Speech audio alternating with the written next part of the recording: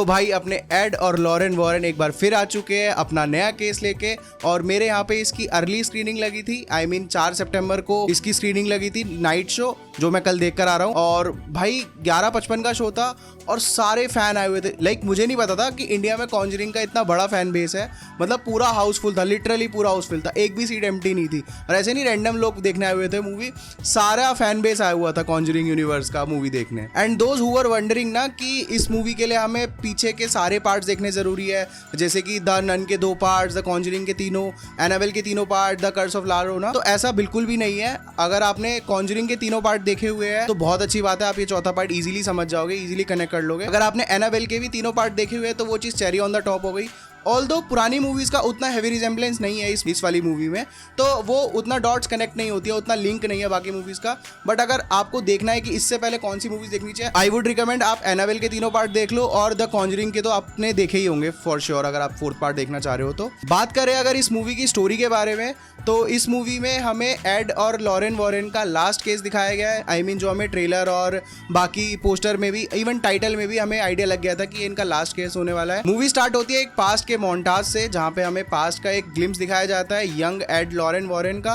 और जो ये मूवी की टाइमलाइन है वो बिटवीन 1984 टू 1986 में टेक प्लेस करती है पेनिनसिल्वेनिया में। अब थाउजेंड्स ऑफ केसेस को डील करने के बाद एड और लॉरेन वॉरेन अब अपनी रिटायरमेंट डेज में है, और वो अपने रिटायरमेंट डेज को एंजॉय कर रहे हैं। जो उनकी बेटी है जूडी, वो भी काफी बड़ी हो चुकी है। एंड जो एड है वो he still suffering from heart disease, जो हमने कॉन्जरिंग 3 में भी देखा था। अब इन्हीं हैप्पी डेज के बीच में उनको डील करना पड़ जाता है एक ऐसे केस से जो उनको पूरी तरीके से हिला के रख देता है। मतलब जैसे कि हमने पिछले पार्ट्स में देखा था कि एड लॉरेन दूसरों के केस सॉल्व करते आए हैं, दूसरों की प्रॉब्लम सॉल्व करते आए हैं, बट इस मूवी में ये वाला केस इनके लिए थोड़ा ज्यादा पर्सनल हो जाता है। अब एड लॉरेन वॉरेन ये केस सॉल्व कर पाते हैं या नहीं, ये तो आपको मूवी देखकर ही पता चलेगा। मूवी का रन टाइम 2 घंटे 15 मिनट का है, एंड मूवी अपना पूरा टाइम लेती है स्टोरी को बिल्डअप करने में। स्टार्टिंग में आपको थोड़ी स्लो फील हो सकती है। मूवी में कैमरा एंगल शॉट्स बहुत अच्छे डाले हुए हैं, मतलब पर्सनली मुझे काफी पसंद आए। 2-3 शॉट्स ऐसे डाले थे जिसे देख के मैं काफी इंप्रेस हुआ।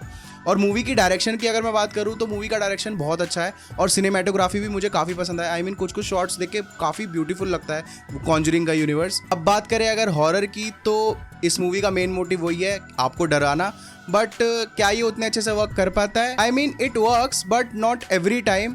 मतलब कुछ जंप स्केयर ऐसे है जहां आपको डर लग जाएगा, जहां आप एकदम शॉक हो जाओगे, और कुछ सीन ऐसे है जहां आपको थोड़ा बहुत डर भी लगेगा। मतलब पर्सनली मुझे उतना फील नहीं हुआ, बट I mean, कुछ जंप स्केयर ऐसे है जहां मैं एकदम से शॉक हो गया था, एकदम से चौंक गया था। तो हर किसी के लिए वो चीज़ अलग होती है, बट इतनी हॉरर भी नहीं है कि आप पैंट में ही, मतलब समझ रहे हो ना, तो उतनी हॉरर भी नहीं है। बाकी हॉरर की डेफिनेशन हर किसी के लिए अलग अलग होती है, तो हो सकता है आपको ये मूवी बहुत ज़्यादा डरावनी लगे, हो सकता है आपको बिल्कुल भी ना लगे, तो हर किसी के लिए अलग अलग डेफिनेशन है हॉरर की। बट ऐसा नहीं है कि मूवी एकदम परफेक्ट है। मूवी में एक कमी है जो मुझे पर्सनली बहुत ज़्यादा फील हुई।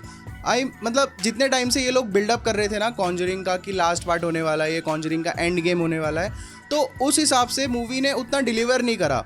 मतलब मूवी की एंडिंग जो थी, कहीं ना कहीं मेरे को वो उतनी सेटिस्फाइड फील नहीं हुई। हो सकता है काफ़ी लोगों को हुई हो, बट पर्सनली मेरे को उतनी सेटिस्फाइड फील नहीं हुई। एंडिंग में उतना मज़ा नहीं आया जितना आना चाहिए था। I mean, जो मूवी में एंडिंग मैं एक्सपेक्ट कर रहा था वो एंडिंग मुझे कहीं ना कहीं देखने को नहीं मिली। ऐसा नहीं है कि एंडिंग बिल्कुल ही खराब है, मूवी ने अपना क्लोजर अच्छे से दिया है, इस यूनिवर्स को अच्छे से रैप अप किया है, कॉन्जरिंग वाले यूनिवर्स को। इफ़ यू आर वंडरिंग ना कि आपको ये मूवी देखनी चाहिए या नहीं, तो अगर आपने द कॉन्जरिंग सीरीज के पहले के सारे पार्ट्स देखे हुए हैं तो आई वुड से आपको ये देखनी चाहिए। I mean, मस्ट देखनी चाहिए, क्योंकि इसका एंड है, आपको क्लोजर चाहिए होगा इस सीरीज़ का कि कहाँ ख़त्म होती है एड लॉरेन की स्टोरी।